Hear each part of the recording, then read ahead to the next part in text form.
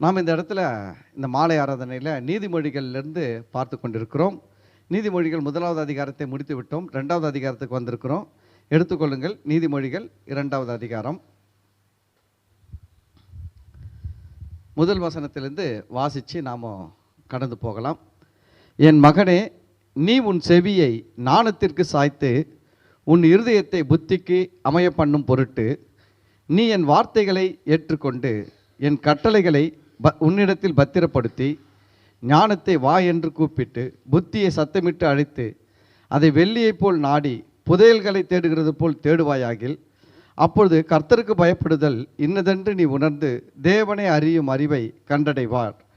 கர்த்தர் ஞானத்தை தருகிறார். அவர் வாய் நின்று அறிவும் புத்தியும் வரும். அவர் நீதிமான்களுக்கென்று மெய் ஞானத்தை வைத்திருக்கிறார். உத்தமமாய் நடக்கிறவர்களுக்கு அவர் கேடகமாய் இருக்கிறார். ஆமேன். இந்த இடத்துல நம்ம பார்க்கும்போது இந்த இடத்துல இந்த வசனங்கள் படிக்கும்போது இதை எதை ரொம்ப ஹைலைட் பண்ணி பேசுதுன்னா ஞானத்தை பற்றி பேசுகிறது. ஆமேன். அதனால் இதை நம்ம பல வகையில் பார்த்து கொண்டு வந்தோம். கட்டளைகளை உன்னிடத்தில் பத்திரப்படுத்து அப்படின்னு சொல்லிட்டு போன வாரம் பார்த்தோம். கட்டளைகளை ஏன் பத்திரப்படுத்தணும் அப்படின்ட்டு தேவன் கட்டளையிட்டு சொல்லியிருக்கிறார்னா அது அவருடைய நல்லதுக்காக சொல்லி இல்லை, நம்முடைய நல்லதுக்காக தான் சொல்லியிருக்கிறாரு. புரியுதுங்களா? பைபிளில் நிறைய கட்டளைகள்லாம் இருக்குதுங்களே. இந்த கட்டளைகள்லாம் யாருக்காக சொல்லியிருக்கிறார்னா நமக்காக சொல்லியிருக்கிறார். அதை நம்ம மறந்தே போகக்கூடாது. சரி, அதுக்கு அடுத்தது இந்த நாளில் பார்த்திங்கன்னா ஞானத்தை வா என்று கூப்பிட்டு புத்தியை சத்தமிட்டு அழைத்து. ஞானத்தை என்ன சொல்கிறாருன்னா வா என்று கூப்பிடு, புத்தியை என்ன பண்ணு அழை, சத்தமிட்டு அழை அப்படின்ட்டு சொல்கிறாரு. அப்போ ஏன் ஞானத்தை வா என்று கூப்பிடணும், புத்தியை அழைக்கணும் சத்தமிட்டு அப்படின்னா மனுஷ வாழ்க்கைக்கு ஞானம் ரொம்ப முக்கியம். ஏன்னா உங்ககிட்ட ஞானம் அறிவு புத்தி இதெல்லாம் ஒன்று. அறிவு என்பது படிக்கிற படிப்பின் மூலம் நமக்கு வருகிறது. புத்தி என்பது படிப்பின் மூலமும் வரும், அனுபவத்தின் மூலமும் வரும் புத்தி. ஞானம் என்பது தேவன் கொடுக்கிற வெளிப்பாடு. இதை ஞானம் என்பதுக்கு எதற்கு அடையாளம்னா பாருங்க, நீங்கள் சில நேரத்தில் இதை பேசணும்னு நினச்சே இருக்க மாட்டீங்க. ஆனால் ஒரு கருத்தாக சில காரியங்கள் உங்கள் உள்ளத்துலேருந்து திடீர்னு வரும். அது உங்களுக்கே ஆச்சரியமாக இருக்கும். நாமளாம் பேசிட்டோம், நம்மளை இவ்வளோ புத்திசாலித்தனமாக சொல்லிட்டோம் இந்த பதிலை, நம்மளை இவ்வளோ புத்திசாலித்தனமாக இந்த கேள்வியை கேட்டுட்டோம் அப்படின்னு நம்மளை யோசிப்போம். பார்த்தீங்களா? அதுதான் கர்த்தருடைய ஞானம். சில நேரத்தில் பார்த்தீங்கன்னா என்ன சொல்கிறது, இந்த புவியீர்ப்பு விசை கிராவிட்டியை கண்டுபிடிச்சவர் பார்த்தீங்கன்னா அவர் எப்படி கண்டுபிடிச்சார் சொல்கிறாங்க. அவர் ஒரு மரத்தடியில் படுத்திருந்தார். நல்லா படுத்துன்னு அவர் கொஞ்சம் தூக்கமாக இருக்கிற நேரத்தில் ஒரு ஆப்பிள் அவர் தலைமையில தும்முன்னு விழுந்துருக்குது. நம்மளாக இருந்தால் என்ன பண்ணியிருப்போம், கோவப்பட்டு ஆப்பிளை எட்டி ஒதிச்சிருப்போம். இது வேறு நிம்மதியாக படுக்க உணவை ஓடிப்போம், அப்படிக்கா 2 உத விட்டு துரத்திட்டு இருப்போம். ஆனால் அவர் அதை எடுத்து வச்சு யோசிச்சாராம், இது ஏன் நம்ம மேலேருந்து ஏன் கீழே விழணும், அது ஒன்றும் அங்கேயே இருந்திருக்கலாம், இல்லைன்னா அவன் அப்படி வானம் பக்கம் போய் விழுந்துருக்கலாம்ல. இது விழுந்தது இப்படி கீழே விழாமல் அந்த பக்கம் வானப்பக்கமாக போய் விழுந்துருக்கலாம்ல, கரெக்டாக இப்படி விழணும் அப்படின்னு அவர் யோசிக்க ஆரம்பித்தவர் தான் சார் ஐசக் நியூட்டன் புவியீர்ப்பு விசையை கண்டுபிடிச்சார். அதுதான் ஞானம். புரியுதுங்களா? அப்போது நம்ம வாழ்க்கைக்கு ஞானம் ரொம்ப ரொம்ப முக்கியம். ஞானம் இருந்தால் நம்ம குடும்பத்தை நல்லா நடத்தலாம். முதலாவது ஞானம் இருந்தால் இந்த உலகத்தில் நம்ம வேலை செய்கிற இடத்துல நல்லா வேலை செஞ்சு முன்னேறலாம். ஞானம் இருந்தால் பிஸ்னஸ் பண்ணுறவங்க பிஸ்னஸில் நல்லா டெவலப் ஆகி வரலாம். ஞானம் இருந்தால் படிக்கிற பிள்ளைகள் நல்லா படித்து அதில் வெற்றி அடையலாம். படிக்கிற பிள்ளைகளுக்கும் ஞானம் தேவை. ஏன்னா புக்கில் பாருங்கள்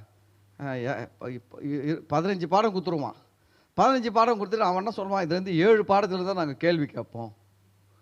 எப்படி இருக்கும்? 15 பாடமும் படிக்கணும், 15 பாடத்தில் பெரிய கேள்வி, அதுக்கப்புறம் 5 வரி கேள்வி, 2 வரி கேள்வி, 1 வரி கேள்வி, அப்புறம் டேஷு என்னென்னமோ கொடுத்து ஒரே ஒரு லெசனுக்கு 1008 கேள்வி பதிலை வச்சுருப்பான். இதில் இந்த ஒரு சப்ஜெக்ட்டுக்கே 15 லெசன்ஸில் 6 லெசன் தான் வரும், 7 லெசன் தான் வரும், மீதி லெசன் வராது. அப்படின்னா நம்மளுக்கு பிள்ளைங்களுக்கு என்ன ஆகிடுனா படிக்கிறதுல ரொம்ப பெரிய பிரச்சனை. அதில் இதை படிக்கலாமா அதை படிக்கலாமான்னு சில நேரத்தில் பிள்ளைகள் பார்த்தீங்கன்னா எதை படிச்சுன்னு போனாங்களோ அது வந்து இருக்காது, எது வராது நடிச்சு போனாங்களோ அதெல்லாம் லைனாக வந்திருக்கும். அதுதான் வந்து ஞானம் முக்கியம். ஞானம் இருந்ததுன்னா என்ன வேலை செய்யணும், அந்த ஞானம் என்ன பண்ணணும்னா நீங்கள் என்ன படிக்கணுமோ அதை உங்களுக்கு என்ன பண்ணணும்னா உங்களையும் அறியாமல் உங்களுக்கு ஹைலைட் பண்ணி காட்டும். உங்களுக்குள்ள ஞானம் இருக்குது இல்லைன்றதுக்கு இது வந்து டெஸ்டர் மாதிரி. நீங்கள் படிக்கும் போது இது ஹைலைட் பண்ணி காட்டும் ஞானம். இதை படிக்காத, இதை படி கண்டிப்பாக வரும், இதை படி வரும், இதை படி வரும் அப்படின்ற ஒரு உள்ளுக்குள்ளே ஒரு எண்ணம் வரும் பார்த்தீங்களா. அதுதான் உங்களுக்குள்ள ஞானம் தேவன் கொடுத்துருக்கிறான்றதுக்கு ஒரு அடையாளம். அப்போ நீங்கள் அதை படிச்சுட்டு பண்ணீங்கன்னா கரெக்டாக வரும் ஞானம். அப்போது அதுதான் ஞானம். படிக்கிற பிள்ளைகளுக்கு ஞானம் அவசியம், வேலை செய்கிறவங்களுக்கும் ஞானம் அவசியம். ஏன்னா வேலை செய்கிறோம், நல்லா வேலை செய்யணும். சில நேரத்தில் நம்ம நல்லா வேலை செய்யணும்னு செஞ்சு கெட்ட பேர் வாங்கிப்போம். ஏன்னா அதில் ஏதாவது இடக்கூடமாக என்ன பண்ணிடும், ரிசல்ட் வந்துடும். நம்ம நல்ல நோக்கத்தோடு தான் செஞ்சுருப்போம் வேலை, ஆனால் அங்கே ஓனருக்கு ரிசல்ட்டுன்னு பார்க்கும்போது அவருடைய எதிர்பார்ப்பை ஃபுல்ஃபில் பண்ணாது, நிறைவேற்றாமல் போயிடும். அப்போ அந்த ஓனர் என்ன பண்ணுவார், என்னம்மா இப்படி பண்ணிட்டே, என்னப்பா இப்படி பண்ணிட்டியப்பா அப்படின்வார். அப்போ அந்த வேலையில் நல்ல ஒரு சக்ஸஸ்ஃபுல்லாக வேலையை செஞ்சு ஒரு வெற்றி அடைய என்ன தேவைப்படுதுன்னா ஞானம் தேவைப்படுது. அதே போல் எல்லாத்துக்குமே ஞானம் தேவைப்படுதுங்க. ரோட்டில் வண்டி ஓட்டின்னு போகிறதுக்கும் ஞானம் தேவைப்படுது. ஞானமாக வண்டி ஓட்டணும்.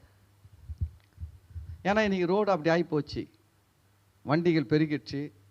முதல்லாம் வந்து 10 வீட்டில் ஒரு வீட்டுக்கு தான் வண்டி இருந்துச்சு. இப்போ 10 வீட்டில் 40 வண்டி இருக்குது. முதல்ல 10 வீட்டில் ஒரு வண்டி தான் இருந்துச்சு, 10 வீட்டுக்கு ஒரு வண்டி, அப்படி தான் ரேஷியோ இருந்துச்சு. இன்றைக்கி 10 வீட்டுக்கு 40 வண்டி. ஏன்னா ஒரு வீட்டில் 4 பேர் தான், 4 பேரும் ஒரு வண்டி வச்சுக்கிறாங்க. அப்போ வண்டிகள் பெருகி விட்டது. டிராஃபிக்கில் போகிறோம் வரோம், ரொம்ப ஞானமாக ஓட்டணும். அதுக்கு தான் பாருங்கள், வண்டி ஓட்டும் போது அந்த கர்த்தருடைய ஞானம்லாம் வேலை செய்யணும். ஏன்னா அந்த ஞானம் வேலை செஞ்சால் நீங்கள் முன்னாடி அவனை உழப்போறான்றது இங்கேருந்து முடிவு பண்ணிவிடுவீங்க. அவன் ஓட்டுறது சரியில்லை, அவன் பின்னாடி ஓட்டு போகக்கூடாது, அவன் எங்கேயும் விழுந்துருவான், அவன் பின்னாடியே என்ன பண்ணக்கூடாது, ஒட்டி ஓட்டக்கூடாது, அவனை அவாய்ட் பண்ணிட்டு என்ன பண்ணலாம். அது மாதிரி நான் பார்த்துருக்குறேன். நான் சில நேரத்தில் வண்டி ஓட்டின்னு போகும்போது சரி திடீர்னு பார்த்தீங்கன்னா சில முன்னாடி வண்டி ஓட்டின்னு போகிறவங்களாம் பார்த்தீங்கன்னா இது ஒரு மாதிரி இருக்கும் எனக்கு. சரி வேணாம், இவன் பின்னாடி போகக்கூடாது, இவன் வண்டி ஓட்டுற விதமே சரியில்லை படுபாவின்னு பார்த்தா அப்புறம் அவன் எங்கன்னா பள்ளத்தில் விட்டு அவன் பின்னாடி வந்தோம், அவனை இடிச்சு நீ முழுந்து கிடப்பானுங்க. நான் அவனு இது வண்டி ஓட்டும் போதெல்லாம் அதான் ரோட்டில் போவோம், ஒரு வண்டி பின்னாடி ஒரு வண்டி போகும்போது தெரியும்.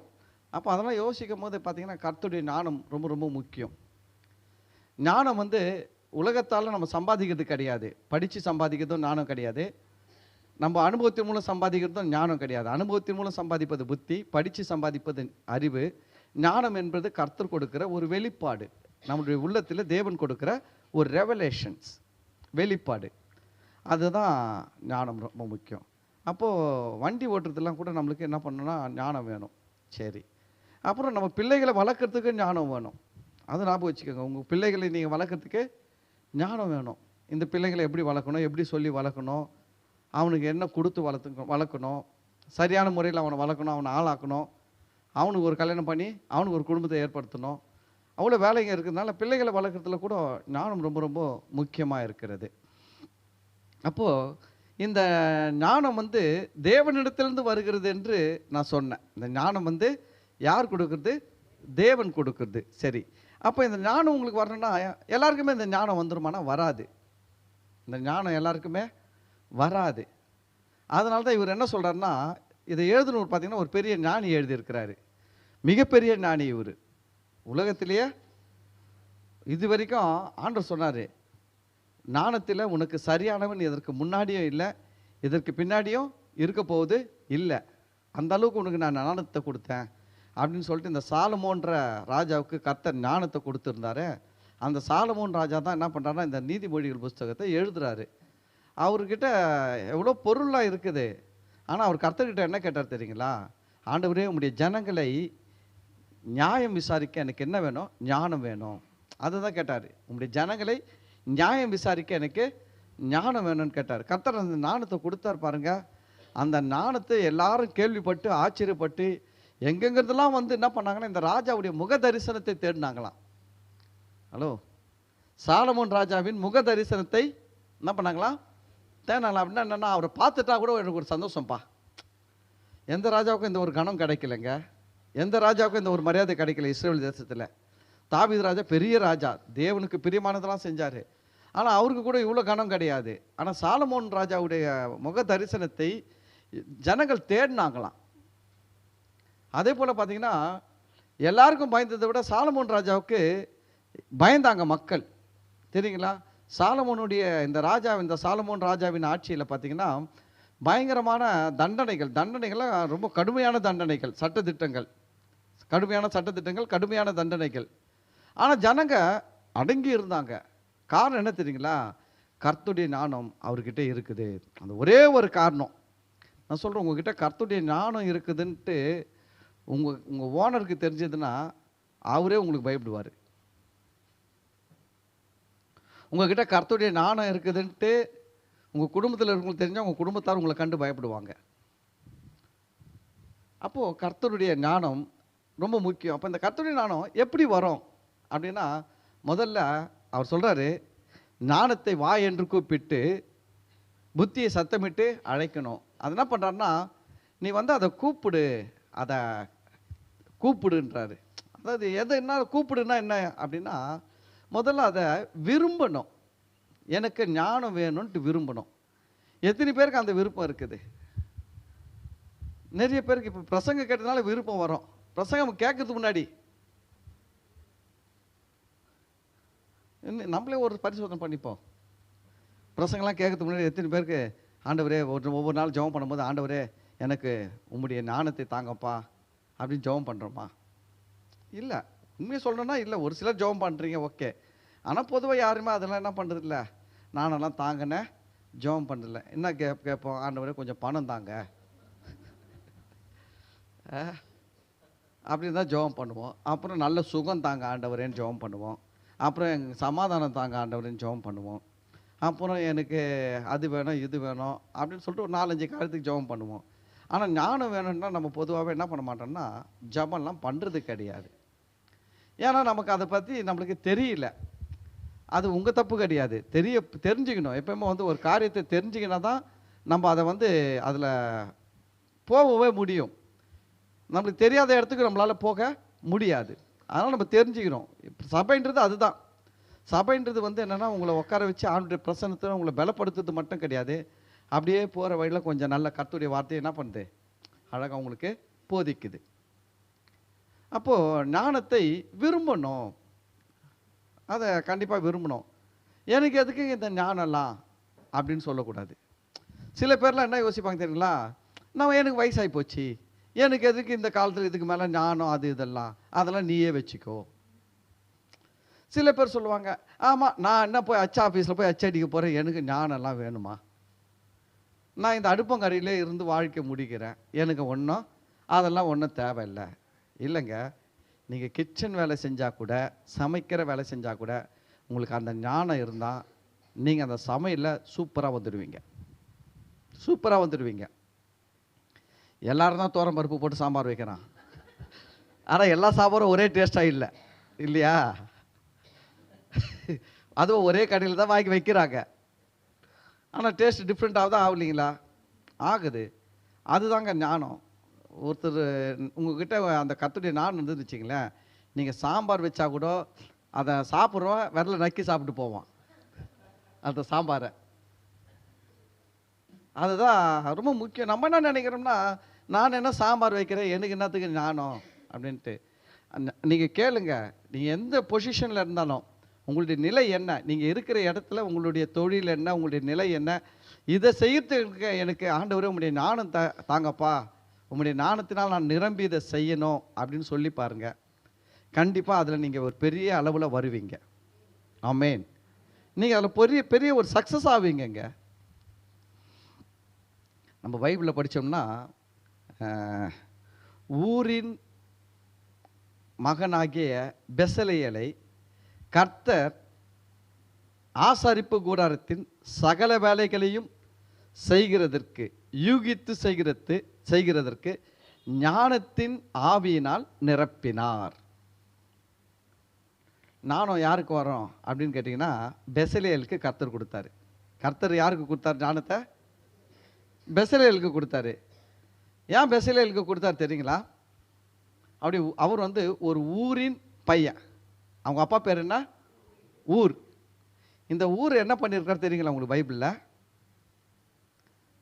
யோசுவா அமலேக்கியர்களோடு யுத்தம் பண்ணுறார் கீழே. மோசே மலை மேலே ஜெபம் பண்ணுறாரு. இந்த மோசே மலை மேலே ஜெபம் பண்ணும்போது மோசையுடைய வலது கையை ஒருத்தரும் இடது கையை ஒருத்தரும் என்ன பண்ணுறாங்கன்னா தாங்கி பிடிக்கிறாங்க. அது எப்படி நடக்குதுன்னு பார்த்தீங்கன்னா, மோசே மலை மேலே கையை தூக்கின்னு அப்படி ஜெபம் பண்ணுறாரு. கீழே யோசுவா ஜெயிக்கிறாரு. ரொம்ப நேரம் கை தூக்கின்னு இருந்தார் பாருங்க, கை கொஞ்சம் வலிக்குது, கொஞ்சம் கை மெதுவாக அசந்து அசந்து இறங்குது. இறங்குனா யோசுவா பின்னாடி வராரு, எதிரி முன்னேறி வரான். இது மோசைக்கு தெரியல. ஆனால் இந்த ஊரும் கூட இன்னொருத்தரும் இருக்கிறாரு, ஆரோன். கூட ஆரோனும் ஊரும் இருக்கிறாங்க, 2 பேர் இருக்கிறாங்க. அப்போ இந்த ஊரும் ஆரோன் என்ன பண்ணாங்க, இதை கவனிச்சாங்க. அதுதான் ஞானம். ஞானம் அங்கே ஸ்டார்ட் ஆச்சு. எங்கே ஸ்டார்ட் ஆச்சு? அங்கே ஸ்டார்ட் ஆச்சு ஞானம். பாருங்க, அதுதான் கர்த்தர் கொடுக்குற ஞானம். என்னடா, மோசே ஐயா கையை மேலே தூக்கியிருந்தா நம்ம ஆளுங்களாம் என்ன பண்ணுறாங்க, அவங்களெல்லாம் என்ன பண்ணுறாங்க, அடிக்கிறாங்க எதிரிங்களை. மோசே ஐயா கை கொஞ்சம் சோர்ந்து இறங்குனா நம்ம ஆளுங்க பின்னாடி வராங்க, அவன் முன்னேறி வரான் யுத்தத்தில் அப்படின்னு பார்த்துட்டு ரொம்ப நேரம் பார்த்தா இதே மாதிரி மாறி மாறி கரெக்டாக நடக்குது, எக்ஸாக்டாக நடக்குது. ஞானம் வேலை செய்ய ஆரம்பிச்சிச்சு. இப்போ ஆரோனும் ஊரும் கண்டுபிடிச்சிட்டாங்க, வெற்றி யோசுவா கையில் இல்லை, மோசே கையில் இருக்குது. ஒன்று தெரியுங்களா, உங்கள் கணவர் நல்ல தொழில் பண்ணுறாரு, வேலை செய்கிறாரு அப்படின்னா, அவர் நல்லா வேலை செஞ்சு சக்ஸஸ் பண்ணுறதுக்கு உங்களுக்காக ஜெபிக்கிறதுக்கு ஒரு மோசே இருக்கணும். உங்களுக்காக ஜெபம் பண்ணுறதுக்கு ஒரு நல்ல மோசே இருந்தார்னா, நீங்கள் யோசுவா மாதிரி பண்ணுற யுத்தத்தில் வெற்றி மேலே வெற்றி வந்துக்கினே இருக்கும். லைஃப்பில் எப்பவுமே வந்து கணவன் மனைவிக்கு சொல்கிறது என்னென்னா, கணவர் வேலைக்கு போயிட்டாருன்னா மனைவி சும்மா இருந்துன்னு பக்கத்து வீட்டுக்காரர் அக்கத்து வீட்டுக்கார பொம்பளைங்க 4 பொம்பளைங்க கூடி வச்சுக்கின்னு சும்மானா ஊர்க்கதை பேசின்னு இருக்கக்கூடாது. உங்கள் கணவருக்காக ஜெபம் பண்ணுங்கள், உங்கள் கணவருடைய தொழிலுக்கு ஜெபம் பண்ணுங்கள், உங்கள் கணவர் செய்கிற வேலைக்கு ஜெபம் பண்ணுங்கள், உங்கள் கணவருடைய வருமான உயர்வுக்கு ஜெபம் பண்ணுங்கள். அது பண்ணிங்கன்னா அது உண்மையில் உங்கள் கணவருக்கு லாபம். நீங்கள் போயிட்டு பக்கத்து பொம்பளை அக்கத்து வீட்டு பொம்பளை 4 வீட்டு பொம்பளையும் உட்கார வச்சு பேசிக்கின்னு இந்த சீரியல் பற்றி அது பற்றி என்னாச்சு, இது பற்றி என்னாச்சு, அவன் விட்டுட்டு ஓடிட்டானமே, இவன் சீரியல் ஃபுல்லாக தானே ஓடுது. யார் யார் யாரை விட்டுட்டு ஓடிட வேண்டியது, இல்லைன்னா இவன் விட்டுட்டு ஓட வேற ஒருத்தர் வச்சுட்டு இருக்க வேண்டியது. இதுதானே சீரியஸாக போயிட்டுருக்குது நாட்டில். ஏன்னா அதுதான் கொஞ்சம் கம்மியாக இருக்குது, அதை கொஞ்சம் பிசாசு ஸ்ப்ரெட் பண்ணிட்டு இருக்கிறான். நான் சீரியல்லாம் பார்க்கறதில்ல, பார்க்காமலே கண்டுபிடிச்சிட்டேன், நானும் வேலை செய்து.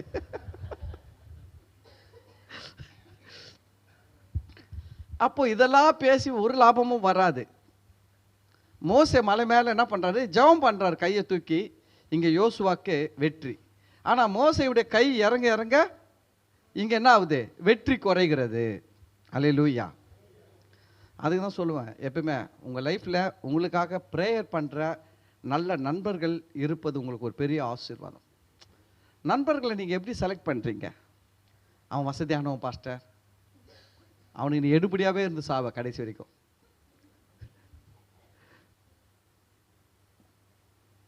இல்லை பாஸ்டர், அவன் வந்து ஒன்றே வந்து அவன் வந்துன்னு சொன்னா இருக்கணும், அவன் நல்லா ஜெபம் பண்ணுவான் பாஸ்டர், எனக்காக ஜெபம் பண்ணுவான், என் குடும்பத்துக்காக ஜெபம் பண்ணுவான். அதே போல் நம்ம கூட எப்படி இருக்கணும்னா, நம்மக்கிட்ட பழகிறவங்களுக்காக அவர்களுக்காக ஜெபிக்கிறவங்களாக இருக்கணும். எப்பயுமே நம்ம கூட பழகிறவங்க. இன்னொன்று சொல்லட்டுங்களா, நீங்கள் பாஸ்டருக்காக ஜெபம் பண்ணிங்கன்னா அது உங்களுக்கு பெரிய பிளெஸ்ஸிங். அது தெரியுமா உங்களுக்கு? பாஸ்டருக்கு ஜெபம் பண்ணணும், அது கூட ஃபஸ்ட்டு ப்ரேயரு. நீங்கள் ஜெபம் பண்ணும்போது உங்களுடைய முதல் ப்ரேயர் ரெக்வெஸ்ட்டு பாஸ்டருக்காக இருந்ததுன்னா, நான் சொல்கிறேன், உங்கள் லைஃப் உங்கள் ஃபேமிலி எல்லாமே பிளெஸ்ஸிங்காக இருக்கும். ஏன்னா எலியா போய் அந்த சாரி பார்த்து விதவை கிட்ட போயிட்டு எப்படி கேட்டார், அடைய முதல் அடைய யாருக்கு சுடணுமா? ஃபஸ்ட்டு அடைய யாருக்கு சுடணும்? எனக்கு ஊழியக்காரனுக்கு சுட்டு எடுத்துனுவானார். அப்போ உங்கள் ஜெபத்தில் முதல் ஜெப குறிப்பு, முதல் பிளெஸ்ஸிங்கு பாஸ்டருக்கு இருந்ததுன்னா உங்களுடைய மாவும் குறையாது, உங்களுடைய எண்ணெயும் குறையாது. ஆனால் நிறைய பேருக்கு அது தெரியாது. அவருக்கு வேணாம், அவரு நல்லா தான் கிடக்கிறார் விடு. ஆமாம், இல்லை, ஊழியக்காரர்களுக்கு ஜெபம் பண்ணுறது உங்களுக்கு பிளெஸ்ஸிங். சரி, அதே போல் நம்மக்கிட்ட பழகுறவங்களுக்காக நாம் ஜெபிக்கணும் எப்பவுமே. அது ஒரு நல்ல ஒரு உங்களுக்கு நீங்கள் ஜெபிக்கிறது உங்களுக்கு ஆசீர்வாதம். அப்போ இங்கே மோசே மேலே கையை தூக்கி ஜெபம் பண்ணியிருக்கிறாரு. கீழே யோசுவா ஜெயிக்கிறார். ஆனால் கை இறங்கும் போது யோசுவா வெற்றி குறையுது. இப்போ இது ஆரோனும் ஊரம் கண்டுபிடிச்சிட்டாங்க, ஞானம் வேலை செஞ்சது கண்டுபிடிச்சிட்டாங்க. என்ன பண்ணாங்க தெரியுங்களா? ஒரு கல்லை எடுத்துகிட்டு வந்து உருட்டின்னு வந்து மோசே ஐயாவை அந்த கல் மேலே உட்கார வச்சிட்டாங்க. நல்லா கவனிங்க, கை தூக்குனா வெற்றி, கை இறங்குனா தோல்வி. அதுக்கு தான் சொல்லுது, பாட்டு பாடும் போது கை தட்டி பாடினா வெற்றி, கை கட்டின்னு பாடினா தோல்வி. கையை உயர்த்தி அசைச்செல்லாம் பாடினீங்கன்னா வெற்றி. அதெல்லாம் என்ன தெரியுங்களா? நீங்கள் போய் பாருங்கள், இந்த கட்சிக்காரங்களை போய் பாருங்கள். நம்மளாம் அதை அவங்ககிட்ட கற்றுக்குங்க கொஞ்சம். கட்சிக்காரன் போய் பாருங்கள், தோக்கிற கட்சிக்கு அவன் கையை தூக்கி கத்துவா பாரு, ஜே ஜே. அவனுக்கு தெரியும் தோத்து போயிடுவோன்னு தெரியும். தெரிஞ்சும் அவன் எப்படி கத்துறா? ஜே ஜே ஜேன்னு கத்திட்டு வரான். நம்ம ஜெயிக்க போறோன்னு தெரிஞ்சு கை தூக்கி பாட்டு பாடுவோமா? வேணாம். யாருன்னா பார்த்தாங்கன்னா நினைப்பாங்க. அப்பெல்லாம் யார் பார்த்து யார் நினைப்பாங்கலாம் நினைக்கக்கூடாது. நம்ம ஆண்டோட துதிக்க போகிறோம், தேவனை ஆராதிக்க போகிறோம். இவரை போல் ஒரு நல்ல தெய்வத்தை நம்ம துதிக்கிறதுக்கு நமக்கு கிடைச்சது ஒரு பெரிய பாக்கியம். எங்கே கிடைக்கும் யோசிச்சு பாருங்க. எதுக்கோ நம்ம நாட்களையும் நேரத்தையும் பலத்தையும் கொடுத்துருந்தோம். இப்போ வானத்தையும் பூமி படைத்த சர்வ வல்லமையும் இல்லை தெய்வத்துக்கு நம்ம பலனை கொடுக்குறோம், நேரத்தை கொடுக்குறோம். அது ஒரு பெரிய பாக்கியம். நம்ம அப்போ அவரை ஆராதிக்கணும் பண்ணோம், கையை உயர்த்தி சந்தோஷமாக ஆராதிக்கணுங்க. காலையிலலாம் வந்து பாட்டு பாடுறீங்களே, எப்படி பாடணும்? நல்லா சந்தோஷமாக பாடணும். நான் சொல்கிறேங்க, நல்லா ஆராதிக்கணும்னு தயவு செஞ்சு உங்கள் பக்கத்தில் யார் நிற்கிறாங்க, பின்னாடி யார் நிற்கிறாங்க, முன்னாடி நிற்கிறாங்க, இதை பற்றியே யோசிக்கக்கூடாது. வந்த உடனே முதல்ல ஒரு வேலை பண்ணணும். சர்ச்சில் வந்து உட்காந்த உடனே, ஆண்டவரே நான் உண்மை துதிக்க வந்திருக்கிறேன், உங்களுடைய சத்தத்தை கேட்க வந்திருக்கிறேன்.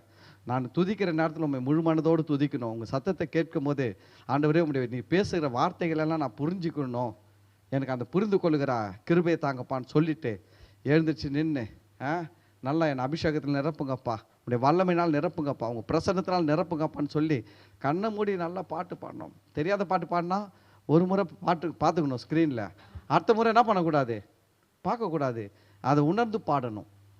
அப்படிலாம் பண்ணி தாங்க நல்லா நம்முடைய ஆவியில் உற்சாகமாக அடைய முடியும், ஆவியில் பலன் அடைய முடியும், ஆவியில் அனலாக முடியும்.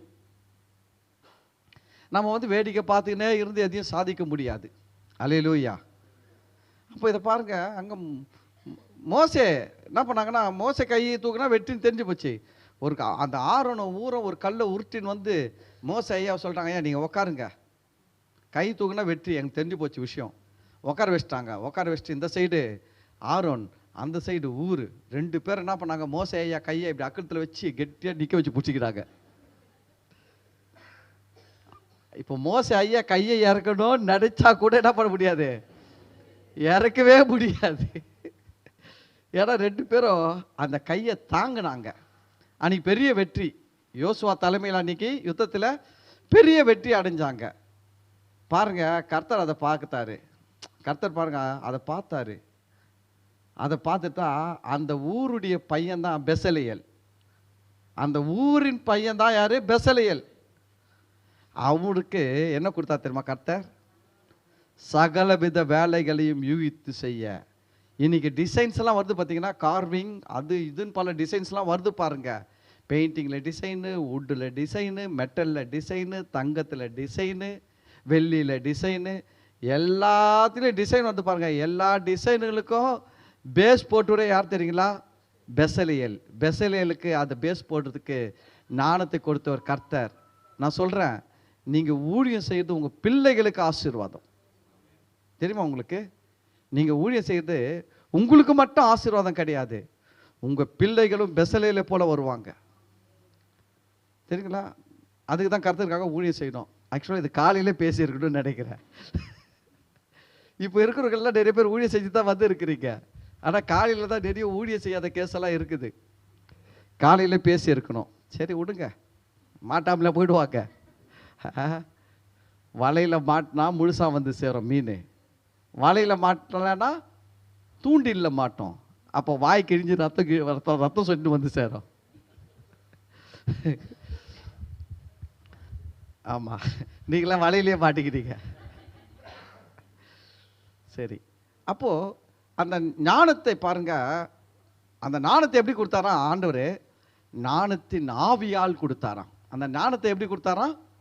பெசலேயலை சகலவித வேலைகளையும் யூகித்து செய்கிறதற்கு ஞானத்தின் ஆவியினால் தேவன் அவனை நிரப்பினார். அல்லேலூயா. ஞானத்தின் ஆவியினால் நிரப்பினார். ஞானம் தான் வருது கொஞ்சங்க. ஞானத்தின் ஆவினால் நிரப்புனா அந்த ஞானம் வேற. யோசேப்பு எடுங்க, சூப்பர். யோசேப்பை கூட பார்த்தீங்கன்னா தேவன் ஞானத்தின் ஆவினால் நிரப்பி இருந்தார். தெரியுங்களா உங்களுக்கு? யோசேப்பை தேவன் எப்படி எதில் நிரப்பி இருந்தார்? ஞானத்தின் ஆவினால நிரப்பி இருந்தார். ஆமாம், அந்த ஞானத்தின் ஆவினால் யோசேப்பு நிரம்பி இருந்ததுனால்தான் யோசேப்பு எங்கெல்லாம் போனாலும் அங்கெல்லாம் ஃபர்ஸ்ட்டாக வந்துட்டார். யோசேப்பை போத்திபார் வீட்டில் விற்றாங்க. போத்திபார் வீட்டில் விற்றுட்டு போனால் போத்திபார் வீட்டில் இருக்கிறவங்கள எல்லாரையும் விட சூப்பர்வைசர் ஆகி மேனேஜர் ஆகிட்டு அப்புறம் சீஃப் மேனேஜர் ஆகிட்டார். என்னங்க, என்ன காரணம்? அவனுக்குள்ள கர்த்தருடைய ஞானம் வேலை செய்து கொண்டே இருக்கிறது. அவனுக்குள்ள, யோசேப்புக்குள்ள என்ன வேலை செய்யுது? கர்த்தருடைய ஞானம் வேலை செஞ்சுக்கிட்டே இருக்குதுங்க. பார்க்குறாரு, ஓனர் பார்க்குறாரு, எப்பா எல்லாம் வேலை ஒரு மாதிரி செய்கிறான், இவர் நல்லா செய்கிறாருப்பா, புத்தியாக செய்கிறாருப்பா, நல்ல சக்ஸஸ் வருதுப்பா இவர் செஞ்சா, இவரை கொஞ்சம் முக்கியமான போஸ்டிங்கில் போடு. அல்லேலூயா. பாருங்க, உயர்வு உங்களை தேடி வரும் எது இருந்தால்? ஞானம் இருந்தால். ஞானம் இல்லைன்னா நீங்கள் நிறைய பேருக்கு ஜால்ரா போட்டு கூட உயர முடியாது. ரொம்ப கஷ்டம். எல்லாருக்கும் ஜால்ரா அடிச்சு மேலே வருது ரொம்ப கஷ்டம். அதை விட கர்த்தர்கிட்ட அதை சொல்லுவாங்க, 10 பேர் காலில் விழுந்து மேலே வரதை விட ஒருத்தர் காலில் விழுந்து மேலே வந்துடலாம். கர்த்தருடைய காலில் விழுது, ஐயா ஞானத்தின் ஆவினால என்ன பண்ணுங்க, நல்லா நிரப்புங்க, ஞானம் எனக்கு நிறைய வரட்டும்ப்பா அப்படின்னு கேட்டு வாங்கி அதில் சூப்பராக மேலே வந்துடலாம். ரெண்டாவது, நீங்கள் அப்படி வந்துட்டீங்கன்னா எவனும் தடுக்கவும் முடியாது. ஏன்னா ஜால்ரா அடிச்சு வரும்போது உங்களை விட அதிகமாக ஜால்ரா அடிக்கும், அர்த்தம் எவனா வந்தானா தீர்ந்து போச்சு உங்கள் கதை. அதுதான் சொல்கிறது, ஞானம் ரொம்ப முக்கியம். அப்போ பாருங்கள், யோசேப்பு எல்லாரும் விட சூப்பராக, அவன் ஓனர் பார்க்குறாரு, ஓனருக்கு டிஃப்ரெண்ட் தெரிதுங்க. சாமான் கழுவுற வேலை செஞ்சால் கூட கர்த்தருடைய ஞானம் இருந்ததுன்னா நீங்கள் சாமான் கழுவுறது பார்க்குற ஓனரு உங்களை சாமான் கழுவு விடவே மாட்டார், சூப்பர்வைசர் ஆகிடுவார். நீ எல்லாருக்கும் சொல்லிக் கொடுமா சாமான் கழுவுறத. அந்த ஞானம் இருந்ததுன்னா நீ சூப்பர்வைசர் ஆகிடுவீங்க நீங்கள். அதுதான் முக்கியம். ஏன்னா அவர் தான் யோசிப்பார், இந்த திறமை ஒரு ஆள்கிட்ட இருந்து வேலை செஞ்சால் ஒரு ஆளுடைய ப்ராஃபிட் தான் வரும். ஆனால் இவர் சூப்பர்வைசர் ஆகிட்டா இவர் 10 பேரை இந்த வேலை செய்ய வைப்பார் கரெக்டாக. அப்போ 10 பேர் வேலை செஞ்சால் லாபம் அதிகமாக வரும். புரியுதுங்களா? இப்போ ஒரு ஆள் நல்லா வேலை செஞ்சு வர லாபம் பெருசா கம்பெனிக்கு, 10 பேரும் நல்லா சூப்பராக வேலை செஞ்சு வர லாபம் பெருசா. 10 பேர் செஞ்சு, அப்போ 10 பேர் செய்ய வைக்கிறதுக்கு இவங்ககிட்ட அந்த ஞானம் இருக்குதுன்னா கர்த்தர் அந்த போஸ்டிங் உங்களுக்கு ஓனர் கொடுத்துருவார். கர்த்தர் உங்களை உயர்த்துவாருங்க. நம்ம என்ன நினைக்கிறது தெரியுங்களா? நிறைய விஷயத்தில் நம்ம இந்த சொல்லுவாங்க, எங்கள் வீட்டில் தான் சொல்லுவாங்க சின்ன வயசில், நம்மளுக்கெல்லாம் குருவி மூளைன்னுவாங்க. ஏன்னா குருவி சின்னதாக இருக்குதுல்ல, அதை வச்சு சொல்லுவாங்க. குருவிக்கு சின்னதாக இருந்தாலும் அது மூளையும் சின்னதாக இருக்குன்ற மாதிரி அந்த அளவுக்கு சொல்லுவாங்க. நம்மளுடைய மூளைலாம் சின்னதுன்னா அதெல்லாம் என்னென்னா அவங்க குவாலிட்டி சொல்கிறாங்க, குவான்டிட்டி சொல்லலை. மூளையுடைய எடையை போட்டு சொல்லலை, அந்த தன்மையை சொல்கிறாங்க. நம்ம சிந்திக்கிறது, நம்மக்கிட்ட இருக்கிற திறமைகள் எல்லாமே ரொம்ப கம்மியாக இருக்குது அப்படின்ட்டு. ஆனால் நான் சொல்கிறேன் கேளுங்க, கர்த்தருடைய ஞானம் இருந்ததுன்னா இது பெரிய அளவில் வேலை செய்யும். இந்த ஞானம் உங்களுக்குள்ள.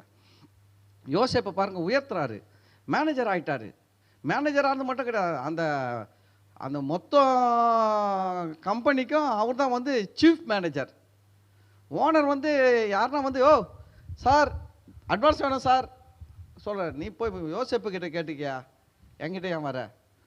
யோசேப்பு கிட்ட வரணும். யோசேப் பார்ப்பார், நல்லா வேலை செஞ்சியா, ஒழுங்காக லீவ் போடாமல் வந்தியா, எல்லாம் செக் பண்ணிவிட்டு, சார் இவனை கொடுக்கலாம் சார், சரி இந்தா சார், இவன் கொஞ்சம் சரியில்லை சார், ஒழுங்காக வேலைக்கு வர மாட்டேன்றான், கொஞ்சம் என்னன்னு பாருங்கள், கொஞ்சம் அட்டண்டன்ஸ்லாம் பாருங்கள், வருஷத்தில் 365 நாள் 165 நாள் தான் வந்துக்கிறான், வேலைக்கெல்லாம் கரெக்டாக போங்க, லீவ் போடாமல் போங்க. ஞாயிற்றுக்கிழமை லீவு கொடுத்தாங்கன்னா அந்த ஒரு லீவே போதும்னு சந்தோஷமாக எடுத்துக்கின்னு மற்ற நாளெலாம் கரெக்டாக போய் வேலை செய்யுங்க. அது உங்கள் உடம்புக்கும் ஆரோக்கியம், மனசுக்கும் ஆரோக்கியம், உங்கள் ஓனருக்கும் லாபம். லீவ் போட்டு உடம்ப மனசெல்லாம் கெடுத்துக்க கூடாது. அதனால் பாருங்கள், அவர் சொல்லுவார், ரிப்போர்ட் கொடுப்பாரு, கொடுக்கலாம் சார், அட்வான்ஸ் போனஸ் கொடுக்கலாம் சார், ஓகே, இல்லைன்னா இல்லை. அந்த லெவலுக்கு வந்துட்டார். ஒரு பெரிய பிரச்சனை ஆயிடுச்சு அந்த இடத்துல. அவர் செய்யாத தப்புக்காக ஜெயிலுக்கு போயிட்டார். ஜெயிலுக்கு போயிட்டா ஜெயிலில் கூட பாருங்க இந்த ஞானம் வேலை செய்யுது. ஞானம் எங்கே இருந்தாலும் வேலை செய்யும். நல்லா கவனிங்க, ஞானம் எங்கே இருந்தாலும் என்ன பண்ணும்? வேலை செய்யும். அது வேலை செஞ்சதுன்னா அந்த இடத்துல உங்களை தூக்கும், உங்களை என்ன பண்ணும்? லிஃப்ட் பண்ணும், உயர்த்தும். ஜெயிலில் வேலை செய்யுது. ஜெயிலில் வேலை செஞ்ச உடனே ஜெயில் அதிகாரி பார்க்குறான், எல்லாம் ஒரு மாதிரி இருக்கிறான், இவன் டிஃப்ரெண்ட்டாக இருக்கிறான், இவங்கிட்ட ரொம்ப நம்மக்கிட்ட இல்லாத திறமெல்லாம் இவங்கிட்ட இருக்குது, நம்மக்கிட்ட இல்லாத புத்திலாம் இவங்கிட்ட இருக்குது, நம்மக்கிட்ட இல்லாத ஐடியாலாம் இவங்கிட்ட இருக்குதுப்பா. அந்த ஜெயில் சூப்பரண்ட் கூப்பிட்டு, யோசப்பே இங்கே வாப்பா தம்பி, எல்லாரையும் நீ தான் பார்த்துக்கணும், எனக்கு அசிஸ்டன்ட் நீ. ஏமாண்ணா எதனா பேசினான்னா அடிக்கிறதுக்கு மட்டும் என்னை கூப்பிடு, மீதி உன்னை வேலை வாங்குறது ஒழுங்குபடுத்துதெல்லாம் எல்லா வேலையும் என்ன பண்ணுங்க நீ டேக் ஓவர். பாருங்கள், ஜெயிலையே போனால் ஜெயில் மேனேஜர் ஆகிட்டார். அழுத்தவே முடியல, ஏன்னா கர்த்தருடைய ஞானம். அந்த ஞானம் உங்களுக்குள்ளே இருந்ததுன்னா உங்களை எங்கேயுமே யாருமே அழுத்த முடியாது. அதே மீறி நீங்கள் மேலே வந்துக்கினே இருப்பீங்க. அழுத்த முடியல, ஜெயிலில் அழுத்துறாங்க, முடியவே முடியல. அங்கே பெரிய ஆள் ஆகிட்டார். பாருங்கள், அது மட்டும் கர்த்தருடைய ஞானம் இல்லை. அங்கேருந்து பாருங்கள், அங்கே 2 பேர் கனவு கண்டு அதுக்கு அர்த்தம் யோசிப்பு சொல்லி அவங்க வெளியில் வந்து பல வருஷம் கழித்து கனவு, அதில் ஒருத்தனுக்கு கனவு வருது, பார்வனுக்கு கனவு வருது. அந்த பார்வன் தலையை சொஞ்சுன்னு இருக்கிறான், எனக்கு கனவு வந்துச்சுக்குது, அர்த்தம் யாரா சொல்கிறது, வாங்கடா. பூஜாரியெல்லாம் கூப்பிட்றாரு, மந்திரவாதியெல்லாம் கூப்பிட்றாரு, குறி சொல்கிறோம், பூஜாரி மந்திரவாதியெல்லாம் கூப்பிட்டாரான், பைபிள் அப்படியே இருக்குது. அவனெல்லாம் கூப்பிட்டு நான் கனவு கண்டேன், எனக்கு அர்த்தம் சொல்லுங்கடான்னா எவனுக்கும் சொல்ல தெரில. 2 கனவு வந்துச்சு, அர்த்தம் சொல்ல தெரில. அப்போது அவன் சொல்கிறான் ஒருத்தன், ஐயோ ஐயா ராஜாவே மன்னிச்சிருங்க, கொஞ்சம் பல வருஷத்துக்கு முன்னாடி ஜெயிலில் இருந்தேன்னு நான். அப்போது ஒரு பையன் நான் கண்ட கனவுக்கெல்லாம் கரெக்டாக அர்த்தம் சொன்னான், அவன் இன்னும் ஜெயிலில் தான் இருக்கணும் சூப்பர்வைசரா, அவன் வந்தாலும் சொல்லிவிடுவான். அவ்வளோதாங்க. யோசேப்பை கூப்பிட்டு வந்தாங்க. கூப்பிட்டு வந்தோடனே பார்வன் சொல்கிறார், ராஜா சொல்கிறாரு, நான் 2 கனவு கண்டேன். சொல்லுங்கள். முதல் கனவு 7 மாடு வருது, ஒரு நதியிலேருந்து 7 மாடு வருது, நல்லா இருக்குது. அடுத்தது இன்னும் 7 மாடு பயங்கர மோசமான மாடு வந்துச்சு. அப்புறம் அந்த பின்னாடி வந்த 7 மாடி முன்னாடி வந்த 7 மாடியும் சாப்பிட்டு முழுங்கிடுச்சு. ஆனால் சாப்பிட்ட மாதிரியே தெரியல, அது அப்படியே இருக்குது நோஞ்சா மாதிரி. சரி. அப்புறம் அடுத்தது நிலத்தில் கதிர் வளையுது, நல்லா செம்மையான சூப்பராக நெற்கதிர் 7 நெற்கதிர் வளருது, சூப்பராக இருக்குது. அது மாதிரி எதுவும் இது வரைக்கும் பார்த்ததில்லை, அவ்வளோ நல்லா பசுமையாக அழகாக நல்லா பூரணமாக இருந்துச்சு. அப்புறம் அதுக்கு பின்னாடியே 7 தீஞ்சு போன கதிர் வந்துச்சு, அது வந்து இது இந்த 7ஐயும் சாப்பிட்டுச்சு. அப்படியா, சரி. எல்லாம் ஒன்றுமே புரியல. ஆனால் இவர் சொல்கிறாரு, கர்த்தரே பேசுவார், ஒன்றும் கவலைப்படாத. அந்த 7ன்றது 7 வருஷம். முதல் வந்தது முதல் 7 வருஷம், ரெண்டாவது வந்தது ரெண்டாவது 7 வருஷம். முதல் வந்த நல்ல மாடு நல்ல 7 வருஷத்துக்கு அடையாளம், ரெண்டாவது வந்த மோசமான மாடு மோசமான பஞ்சமான வருஷத்துக்கு அடையாளம். நெல், ஆமாம் அதுவும் அப்படி தான், நல்ல 7 வருஷத்துக்கு நல்ல நெல் அடையாளம். தீஞ்சு போன நெல் வந்துச்சே அது கெட்ட மோசமான 7 வருஷத்துக்கு அடையாளம். அப்போ என்னன்னா ஆண்டவர் உங்களுக்கு சொல்ல விரும்புகிறாரு, ஃபஸ்ட்டு 7 வருஷம் நல்ல விளைச்சல் வரும், அடுத்த 7 வருஷம் அதை விட பயங்கரமான பஞ்சம் வரும். அதனால் இந்த விளைச்சலெல்லாம் சாப்பிட்டுட்டு ஒன்றும் இல்லாமல் ஆக்கக்கூடிய அளவுக்கு பயங்கரமான பஞ்சம் வரப்போகுது, இது சீக்கிரமாக வரப்போகுதுன்றதை கடவுள் உங்களுக்கு சொல்கிறதுக்காக 2 முறை கொடுத்துருக்கிறார் சொப்பனத்தை. சொல்லிவிட்டு யோசேப்பு பார்த்தாரு, சரிங்க ஐயா, நான் உங்ககிட்ட யாருன்னா நல்லா அறிவாளி புத்திசாலி நானெல்லாம் இருக்கிறவங்க இருந்தால் திறமையானவங்க இருந்தால், ஏன்னா ராஜா எல்லாம் அவர்கிட்ட எவ்வளோ பேர் இருப்பாங்க, யாருன்னா ஒருத்தர் நீங்கள் போட்டு என்ன பண்ணுங்க, உங்கள் நாட்டை காப்பாற்றிக்கங்க, நான் ஜெயில் போகிறேன்னு சொல்லிட்டு கிளம்பிட்டாரு. பாருங்க, அவர் அவ்வளோதான், நீங்கள் படிச்சு பாருங்க, அதோடைய அர்த்தமே அப்படி தான். சரிங்க ஐயா, நான் ஜெயில் போகிறேன்னு சொல்லிட்டு கிளம்பிட்டாரு. பார்வன் கூப்பிட்றாரு, ஹலோ மிஸ்டர், ஓ யோசேப்பே, இப்படி திரும்பியா? என்னங்க ராஜாவே, எங்ககிட்ட எவ்வளோ கிடையாது, இது போல ஞானத்தை பெற்றவன் தேவ ஆவியை பெற்றவன் மந்திரவாதிக்கிறான், ஆனால் அவன்கிட்ட இந்த அளவுக்கு ஞானம் இல்லை, தேவ ஆவி இல்லை. என்கிட்ட பூஜாரி இருக்கிறான், அவன் வந்து யார், பார்வோன், எகிப்து தேசத்தின் அரசன் பேசுகிறான். இதை எங்ககிட்ட பூஜாரி இருக்கிறான், ஆனால் உங்ககிட்ட இருக்கிற மாதிரி தெய்வீக ஞானம் அவங்ககிட்ட கிடையாது. பாருங்க, யார் சாட்சி கொடுக்குறது? பார்வோன். அவன் கடவுளை நம்பாதவன். அவன் கேட்ட கேள்வி என்ன தெரியுங்களா? இஸ்ரவேல் ஜனங்களை விடுவிக்க கடவுள் யார், கர்த்தர் யாருன்னு கேட்டான். அந்த ஜெனரேஷனில் சொல்லுகிறான், கர்த்தர் யார், அவர்லாம் எனக்கு தெரியாதுன்னு சொன்னவன் இவன் தான் சொல்கிறான். என்ன சொல்கிறான் தெரியுங்களா? இது போல் ஒரு தெய்வீக ஞானம் எங்கள் ஆளுங்களுக்குள்ள ஒருத்தருக்கும் கிடையாது. எல்லாம் குறி சொல்லுவான், சாமி ஆடுவான், பூஜை பண்ணுவான், எல்லாம் 4 நட்சத்திரம்லாம் பார்ப்பான். ஆனால் இப்படிப்பட்ட ஞானம்லாம் எங்கள் ஆளுங்களுக்கெல்லாம் கிடையாது. இது உங்ககிட்ட இருக்குது. உன்னை தான் நான் அந்த போஸ்டிங்க்கு அப்பாயின்மெண்ட் பண்ண போகிறேன். இனிமேல் பற்றி நான், அதாவது பதவியில் மட்டும்தான் நான் உன்னை விட பெரிய ஆள், ஆனால் உண்மையிலே பெரிய ஆள் நீதாயா? எப்படி பாருங்க, எப்படி மாறிடுச்சு. உண்மையிலே பெரிய ஆள் யாரு? நீ தான் பெரிய ஆள். உன்னுடைய வார்த்தையை மீறி எகிப்து தேசத்தில் ஒரு நாய் கூட அது வாழை ஆட்டக்கூடாது. எப்படி சொல்லுகிறார் பாருங்க. ஒரு நாய் கூட என்ன பண்ணுமா, வாழை ஆட்டணும்னா கூட யோசேப்பு கிட்ட கேட்டுருந்தா ஆட்டணும், இல்லைன்னா அவள் தான் தொலைஞ்சிச்சு அந்த நாய். அந்த அளவுக்கு பவர் எல்லாத்தையும் கொடுத்து அந்த எகிப்து தேசம் முழுவதுக்குமாக அதிகாரி ஆக்கினார். எங்கேருந்து வந்துச்சு இதெல்லாம்? பெரிய டிகிரி படித்தாரா? மாஸ்டர் டிகிரி, பிஜி, வேற என்னென்ன இருக்குது, என்னென்னமோ இருக்குது, அதெல்லாம் படிச்சுட்டு போனார். கர்த்தருடைய ஞானம். உங்கள் படிப்பு முக்கியம் இல்லைங்க, கர்த்தருடைய ஞானம் இருந்ததுன்னா நீங்கள் மேலே வந்துடுவீங்க. உங்களுடைய திறமை பெரிய முக்கியம் இல்லைங்க, உங்கள் திறமை சின்ன திறமையாக கூட இருக்கட்டும், அது கர்த்தருடைய ஞானம் கொஞ்சம் வெளிப்பட்டுச்சுன்னா போதும், நீங்கள் பெரிய ஆள் ஆகிடுவீங்க. கர்த்தருடைய ஞானம் ரொம்ப முக்கியம். அல்லேலூயா. பாருங்க, அப்போது நிறைய பைபிள்லேருந்து சொல்ல போகலாம். சாலமோன் சொல்லலாம். எவ்வளோ பேர் இருக்கிறாங்க பைபிளில் ஞானத்தை பெற்றவர்கள். அப்போது இந்த ஞானம் ரொம்ப ரொம்ப முக்கியம். இந்த ஞானம் வரணும்னா அதை என்ன பண்ணணுமா? சத்தமிட்டு. எப்படி கூப்பிடணுமா? யார் சத்தம் போட்டு கூப்பிடுவாங்க தெரியுங்களா? முழு பலத்தோடு கூப்பிடுறவங்க தான் சத்தத்தோடு கூப்பிடுவான். முழு பலம் இல்லாமல் கூப்பிடுவான். எப்படி கூப்பிடுவான்? மீன் வித்துட்டு போகிறாங்க, மீனுமா மீனேன்ட்டு. மீன் கண்டிப்பாக வேணும், இன்னைக்கு மீன் குழம்பு வச்சே ஆகணுன்றவங்க எப்படி கூப்பிடுவாங்க? வேற எதுவும் இல்லை, வீட்டில் காய்கறி எதுவுமே இல்லை, வெறும் புளி பட்டை தான் இருக்குது.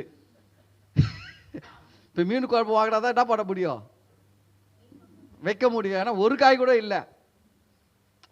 யோசிக்கிறீங்க பாஸ்டருக்கு எப்படி இதெல்லாம் தெரியுது? அப்படியே கற்றுப்போம், கொஞ்சம் கொஞ்சம் கற்றுக்கிறதுல நான் கில்லேடி செய்ய மாட்டானா. அப்போ மீன் குழம்பு தான் வச்சு அவரை வேற வழி இல்லைன்னா மீன்காரன் எப்படி கூப்பிடுவோம்? அப்படி கூப்பிடணும் ஞானத்தை. அவன் அந்த மொழிக்கு போயிட்டா கூட இந்த மொழியிலேருந்து அவனை விட அதிகமாக குரல் கொடுத்து கூப்பிடுவோம். அவன் கத்துற மீனுன்றதை விட நம்ம கத்துற மீன் தான் அதிகமாக கேட்கும். இதே வீட்டில் நிறைய பொருள் இருக்குதுன்னு வச்சுக்கோங்களேன். பீட்ரூட் இருக்குது, கேரட் இருக்குது, பீன்ஸ் இருக்குது, கீரை இருக்குது, எல்லாம் இருக்குதுன்னு வச்சுக்கோங்களேன். மீன்கார் போகிறாரு, ஒரு எண்ணெய் வருது, மீன் குழம்பு வைக்கலாமான்ட்டு.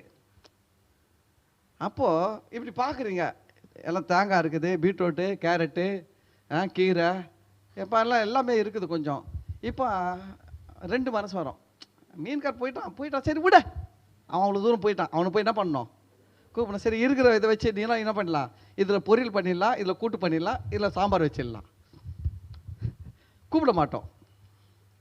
அப்போது சத்தமிட்டு கூப்பிடுறதுக்கு ஒரு பேக்ரவுண்டு வேணும். அதை உண்மையாய் விரும்பணும். ஞானத்தை எப்படி விரும்பணுமா?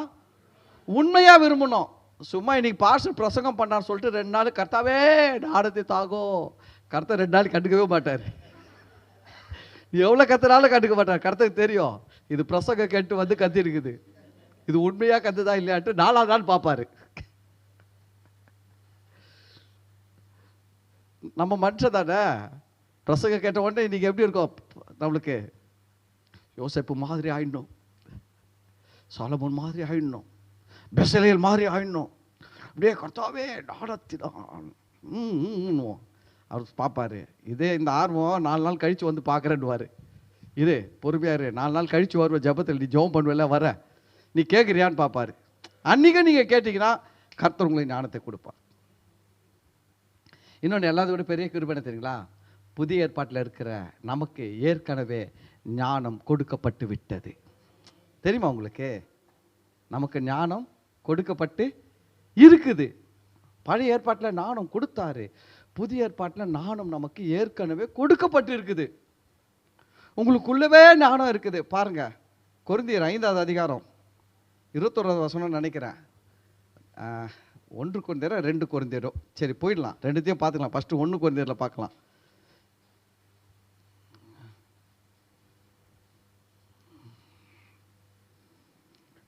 2 கொரிந்தியர் பார்த்தீங்களா? 5:21.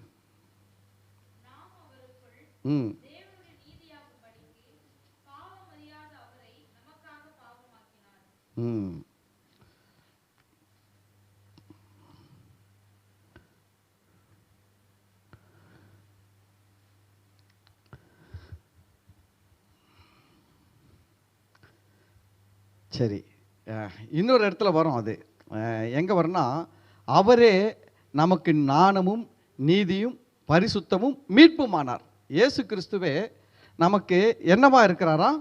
ஞானமும் நீதியும் பரிசுத்தமும் மீட்புமாய் இருக்கிறாருன்ட்டு வரும். அப்போது என்னென்னா, இயேசுவை ஏற்றுக்கொண்டவர்கள் பார்த்தீங்கன்னா, இயேசுவை ஏற்றுக்கொண்ட நமக்குள்ள இயேசு எப்படி இருக்கிறார்னா, நமக்கு ஞானமும் நீதியும் பரிசுத்தமும் மீட்புமாய் இருக்கிறாராம். சரி,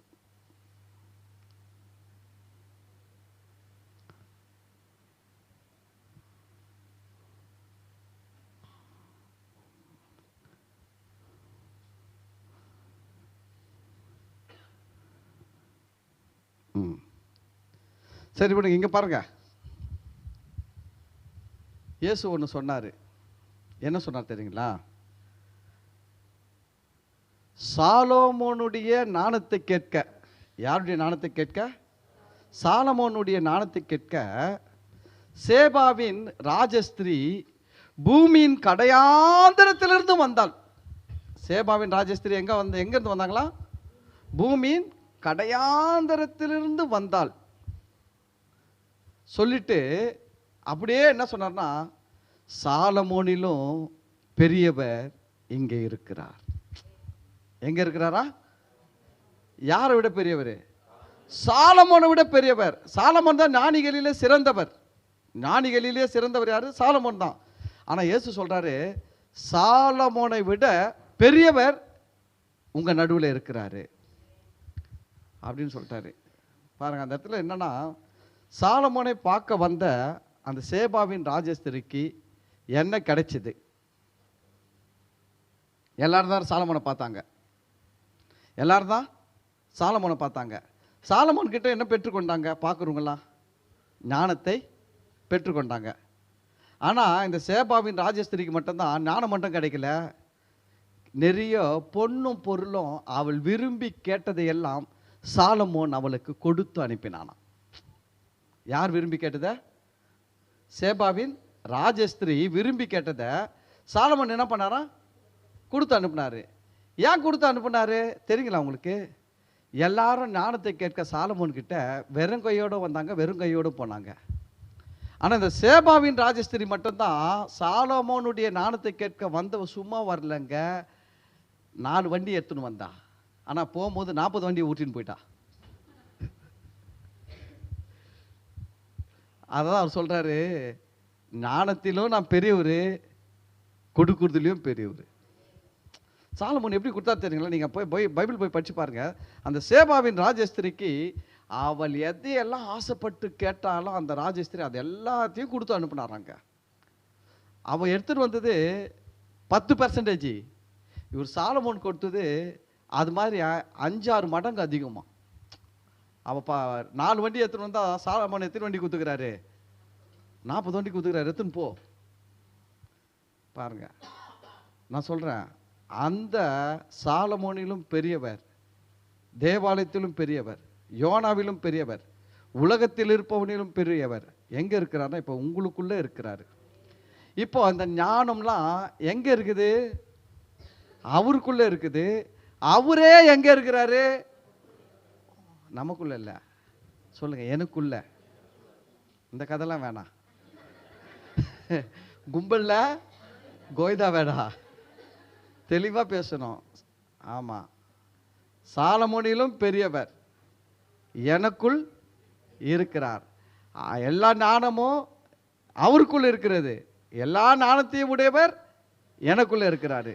சரி, உங்களுக்குள்ள இருக்கிறவரு இந்த ஞானத்தை உங்களுக்கு கொடுக்கறதுக்கு நீங்க என்ன பண்ணணும்னா, அந்த ஞானத்தை என்ன பண்ணணும்? கூப்பிடணும். என்ன பண்ணணும்? ஞானத்தை கூப்பிடணும், விரும்பணும். நீங்க பேசணும் அடிக்கடி. உங்களுக்குள்ள இருக்கிற ஆவியானவர்கிட்ட நீங்க பேசணும். பரிசுத்த ஆவியானவரே, எனக்குள்ள இருக்கிறவரே, நீங்க எப்படிப்பட்டவர்? சாதாரணமானவரே இல்லையே, சாலமோனிலும் பெரியவராகிய ஞானத்தில் சிறந்த தேவ ஆவியானவரே, நீங்க எனக்குள்ள இருக்கிறீங்க. இந்த ஞானம் என்னுடைய ஆத்மாவில் வெளிப்படட்டும். எனக்கு என்னுடைய வாழ்க்கையில் என்ன பண்ணட்டும்? வெளிப்படட்டும். ஊழியத்தில் வெளிப்படட்டும். என்னுடைய தொழிலில் வெளிப்படட்டும். என் குடும்பத்தில் வெளிப்படட்டும். எனக்கு பரிபூர்ணமாக இந்த ஞானம் வெளிப்படட்டும் அப்படின்னு சொல்லி நீங்கள் கேட்கணும். கேட்கும்பொழுது கண்டிப்பாக அது உங்களுக்குள்ளே இருந்து வெளிப்படும் அந்த ஞானம். ஹல்லேலூயா. சரி, இங்கே நீதிமொழிகளில் பார்க்கலாம். நீதிமொழிகள் அது கொஞ்சம் படித்து முடிச்சிடலாம். கொஞ்சம் அதை ஒரு தொடைய விட்டுற வேணாம், அதை பார்த்துடுவோம் வாங்க. ஞானத்தை வா என்று கூப்பிட்டு புத்தியை சத்தமிட்டு அழைத்து, எப்படி சொல்றார் பாருங்க, அதை வெள்ளியை போல் நாடி புதையல்களை தேடுகிறது போல் தேடுவாயாகில். ஞானத்தை எப்படி பண்ணுமா? வெள்ளியை எப்படி தேடுவீங்க? புதையல் கோல்டுன்னு வச்சுக்கோங்க. காது திருவாணி, கம்பல் திருவாணி கீழே விழுந்துடுச்சு, விட்டுருவீங்களா? சர்ச்சையே பெருகிடுவீங்க.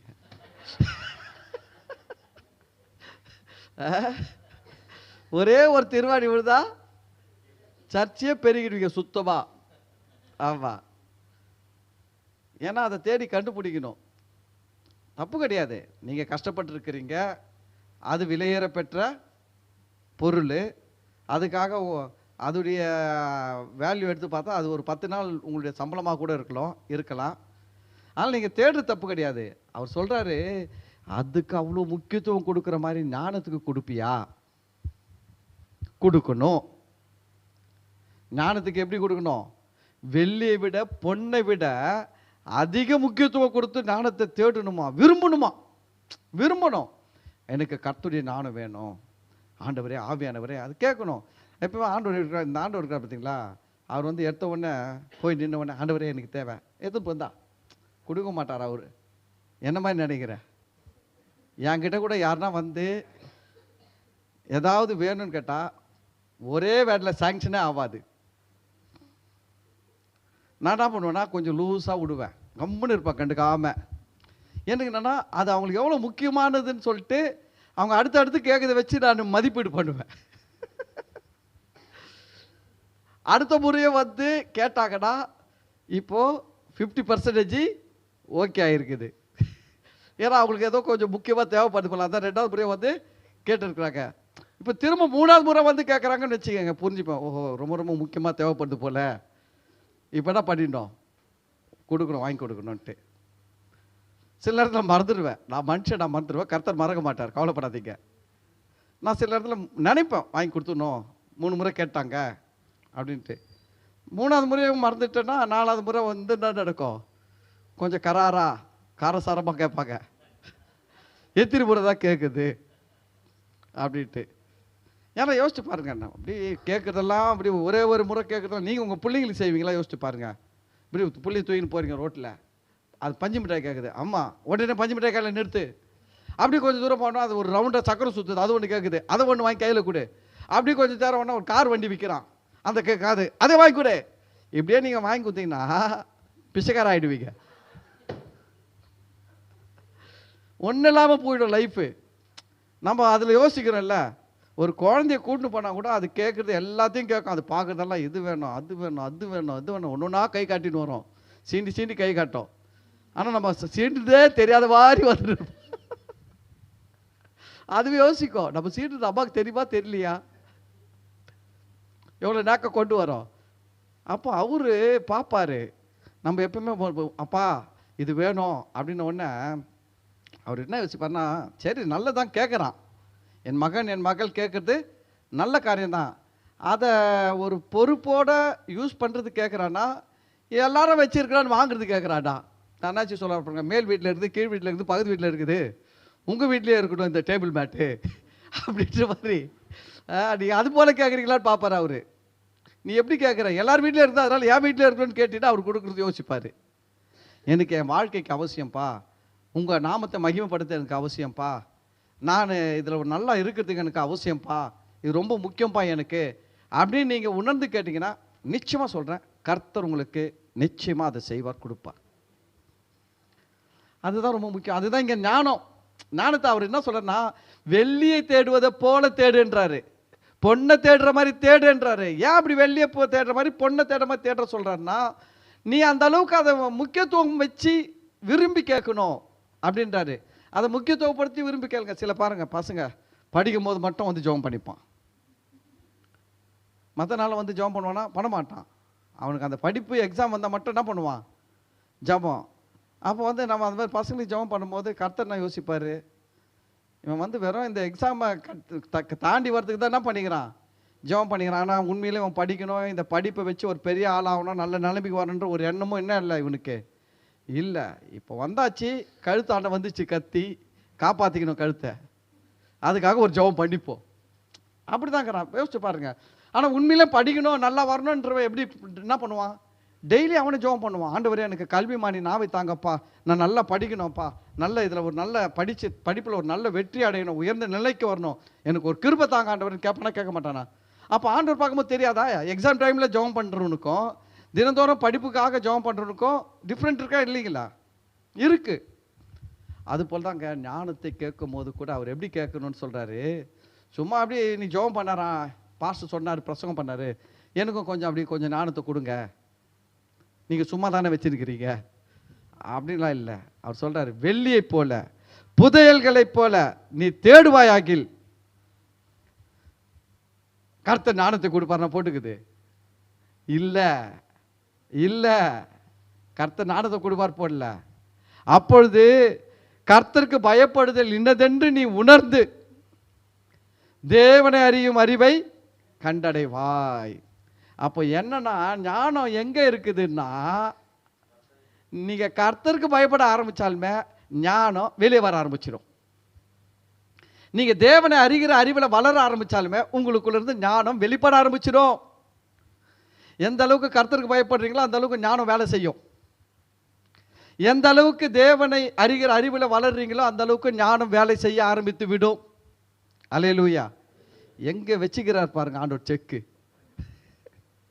சொல்லுவாங்க ட்விஸ்ட் வச்சிருக்கிறார் ஆண்டவர். அவரு ட்விஸ்ட் வைக்கிறவர் தான், அவர்கிட்ட இருந்து வந்து கற்றுக்கிறது தான் இங்கே வைக்கிற ட்விஸ்ட் எல்லாம். அவரே ட்விஸ்ட் எங்கே வச்சுக்கிறார் பார்த்தீங்களா ஞானத்துக்கு. நீ கேட்ட உடனே ஞானத்தை கொடுத்துடல. அவர் சொல்கிறாரு, நீ எனக்கு பயப்படுற வாழ்க்கையில் ஒழுங்காக நல்லா வாழ்ந்து பாரு, இந்த ஞானம் உனக்கு அளவில்லாமல் வெளிப்படும். யோசேப்பை எடுத்து பாருங்க, கர்த்தருக்கு பயந்து வாழ்கிற மனுஷன் யோசேப்பு. அப்படி வாழ்க்கை ஹிஸ்ட்ரிலாம் படிச்சிங்கன்னா யோசேப்பு கர்த்தருக்கு பயந்து வாழ்கிற ஒரு மனுஷங்க. சாலமோனை எடுத்து பாருங்க, கர்த்தருக்கு பயந்து வாழ்கிற ஒரு மனுஷன். பின்னாடி கொஞ்சம் மாறிட்டார் ஆள், அது வேற. ஆனால் வந்து கர்த்தருக்கு பயந்து வாழ்ந்தார். ஸ்டார்டிங்லலாம் யோசிச்சு பாருங்க, கர்த்தருக்கு பயந்து வாழ்ந்தார். அவங்க அப்பா என்னென்ன சொன்னாரோ எல்லாத்தையும் கரெக்டாக செஞ்சு முடித்தார். தாவீது கர்த்தருக்கு பயந்து வாழ்ந்தவர். நீங்கள் பைபிள் ஃபுல்லாக படித்து பாருங்கள், யாராட்டெல்லாம் தெய்வீக ஞானம் வேலை செஞ்சதுன்ட்டு எல்லாருமே பார்த்தீங்கன்னா ரெண்டு விஷயத்தில் டெவலப்பாக இருப்பாங்க. ஒன்று கர்த்தருக்கு பயப்படுறதுல டெவலப்பாக இருப்பாங்க, இன்னொன்று தேவனை அறிகிற அறிவில் டெவலப்பாக இருப்பாங்க. அதுக்கு தான் சொல்லுது. இப்போ யோசிச்சு பாருங்கள், நீங்கள் வந்து இங்கே வந்து உக்காடுறீங்க, தேவனை இங்கே உட்காந்து என்னென்ன நடக்குது உங்களுக்கு, நான் பிரசங்கம் பண்ணுறேன், பிரசங்கம் கேட்கறதுனால நீங்கள் என்ன பண்ணுறீங்க, தேவனை அறிகிற அறிவில் வளருகிறீர்கள். இதே காலையில் வந்தாங்க, நிறைய பேர் சாயங்காலம் வரல. இப்போ வீட்டில் உட்காந்து அவங்க என்ன பண்ணுறாங்க, கவர்மெண்ட்டு கவுந்துற போகுதுன்ட்டு நோட்டெல்லாம் அச்சடிச்சுருக்கிறாங்களா? நான் கொஞ்சம் நோட்டெல்லாம் அச்சடிக்கலன்னா இன்றைக்கி நாளைக்கு பொழுது வெடும் போது கவர்மெண்ட் என்ன ஆகிடும், திவால் ஆகிடும். அதனால் கொஞ்சம் நோட் அடிக்கிறேன், முக்கியமான வேலையில் இருக்கிறாங்க. கிடையாது, எல்லாம் ஒன்றும் கிடையாது. சும்மா உட்காந்து வெட்டி அதனால் டைம் வேஸ்ட் பண்ணி தான் இருப்பாங்க. அப்புறம் எப்படி அவங்களுக்கு ஞானம் வேலை செய்யும்? ஏன்னா அவங்ககிட்ட ரெண்டு காரியம் இல்லை, தேவனுக்கு பயப்படுதலும் இல்லை, தேவனை அறிகிற அறிவில் வளரணுன்ற எண்ணமும் இல்லை. கவனிங்க, தமிழ் ஒரு பழமொழி சொல்லுவாங்க, மந்திரத்தால் மாங்காய் பழுக்காது. வெறும் மந்திரம் பண்ணி மாங்காய் என்ன பண்ண வைக்க முடியாது, பழுக்க வைக்க முடியாது. அதுபோல் நமக்கு ஞானம் வேணும்னா கர்த்தருக்கு பயப்படுகிற பயம் வேணும், தேவனை அறிகிற அறிவில் வளரணும். அதுக்கு தான் சொல்லுது, நல்லா ஜெபம் பண்ணுங்க, நல்லா பைபிள் படிங்க, தேவனுடைய வார்த்தைக்கு கீழ்ப்படிங்க. அல்லேலூயா. நான் சொல்கிறேன், இதெல்லாம் இந்த ஞானம் உங்களுக்கு ஏற்கனவே கொடுக்கப்பட்டுச்சு. இதெல்லாம் வந்து வெளிப்பட்டே ஆகும், வேற எங்கேயும் போகாது, உங்களுக்குள்ளேருந்து நிறைய வெளிப்படும். ஆமேன். ஆமாம் சொல்கிறேன், காலையில் வந்தவங்களை விட சாயங்காலம் வந்தவங்க விசேஷமானவர்கள், ஆசீர்வதிக்கப்பட்டவர்கள். கர்த்தருடைய ஞானம் உங்கள் மேலே உங்களுக்குள்ளேருந்து அளவில்லாமல் வெளிப்படும். ஆமாம், இன்னும் பைபிள் ஸ்டடிக்கெல்லாம் வந்தீங்கன்னா இன்னும் நிறைய வெளிப்படும். பாருங்க, இப்படிலாம் பிரசங்கம் பண்ணுறதுக்கு ஒரு ஞானம் வேணும். அல்லேலூயா. கர்த்தருக்குள் ஆசீர்வதிப்பார். God bless you. நாம் ஜெபிக்கலாம். நாம் எல்லாரும் எழுந்து நிற்போம். ஸ்தோத்திரம் ஆண்டவரே, இந்த மாலை ஆராதனையில் கூட ஆண்டவரே ஞானத்தை சத்தமிட்டு அழைக்கணும், புத்தியை சத்தமிட்டு அழைக்கணும் ஆண்டவரே. அதை வெள்ளியை போல தேடணும், புதையல்களைப் போல தேடணும். அப்பொழுது கர்த்தருக்கு பயப்படுதல் அறிவும் உண்டாகும், தேவனை அறிகிற அறிவு வரும் என்று நாங்கள் வேதத்தில் வாசிக்கும் பொழுது ஆண்டவரே ஞானம் இதற்கு பின்னணியில் வைக்கப்பட்டிருக்கிறது என்று நாங்கள் கற்றுக்கொண்டோம். ஆண்டவரே, நாங்கள் ஒவ்வொருத்தரும் ஆண்டவரே ஒவ்வொரு நாளும் உமக்கு பயந்து அப்பா உமக்கு கீழ்ப்படிந்து வாழ எங்களுக்கு ஒரு கிருபை தாங்கப்பா. அதே சமயம் நாங்கள் உண்மை அறிகிற அறிவில் ஒவ்வொரு நாளும் விருத்தி அடையணும். நாட்கள் கூடுகிறது போல் அப்பா நாங்கள் உண்மை அறிகிற அறிவில் விருத்தி அடைய எங்களுக்கு கிருபை உண்டாகும்படியாக ஜெபிக்கிறோம். இந்த இடத்தில் வந்து கலந்து கொண்ட ஒவ்வொரு பிள்ளைகளையும் ஆசீர்வதிங்க ஆண்டவரே. உங்களுடைய ஞானம் அப்பா ஒரு நாளும் அப்பா உங்கள் பிள்ளைகளை கீழே இருக்க வைக்காது, அது நிச்சயமாக ஒரு பெரிய உயரத்துக்கு கொண்டு போகும் என்பதை நாங்கள் அறிந்திருக்கிறோம், விசுவாசிக்கிறோம். ஆண்டவரே, ஒவ்வொரு பிள்ளைகளுக்குள்ள ஆண்டவரே ஞானத்தின் ஊற்றாகிய பரிசுத்த ஆண்டவரே நீங்களே இருக்கிறீங்க. ஆண்டவரே, உமக்குள்ள இருக்கிற ஞானங்கள் இந்த பிள்ளைகளுடைய ஆத்மாவில் இயேசுவின் நாமத்தில் வெளிப்படட்டும். ஆண்டவரே, அவங்களுடைய மனதிலிருந்து வெளிப்படட்டும், அவங்க இருதயத்திலிருந்து வெளிப்படட்டும். ஆண்டவரே, அவங்களுடைய வாழ்க்கையில் எல்லா இடங்களிலையும் அப்பா உம்முடைய ஞானம் வெளிப்படும்படியாக ஜெபிக்கிறோம் ஆண்டவரே. அப்பா உம்முடைய ஜனங்களை பார்க்கும் பொழுது மற்றவர்கள் ஆச்சரியப்படணும் ஆண்டவரே. நிச்சயமாக இவர்களுக்கு ஞானம் உள்ளவர்கள் என்று சொல்லத்தக்கதாக கர்த்தருடைய ஞானம் இவர்களுக்குள்ளேருந்து வெளிப்படட்டும். அதன் மூலம் நீங்கள் மகிமைப்படுங்க ஆண்டவரே. அதே சமயம் நாங்கள் எங்கள் வாழ்க்கையில் அதிகமாக உமக்கு பயப்படுகிற பயத்தில் ஆண்டவரே உண்மை அறிகிற அறிவில் இன்னும் ஒவ்வொரு நாளும் ஆண்டவரே விருத்தி அடையணும்.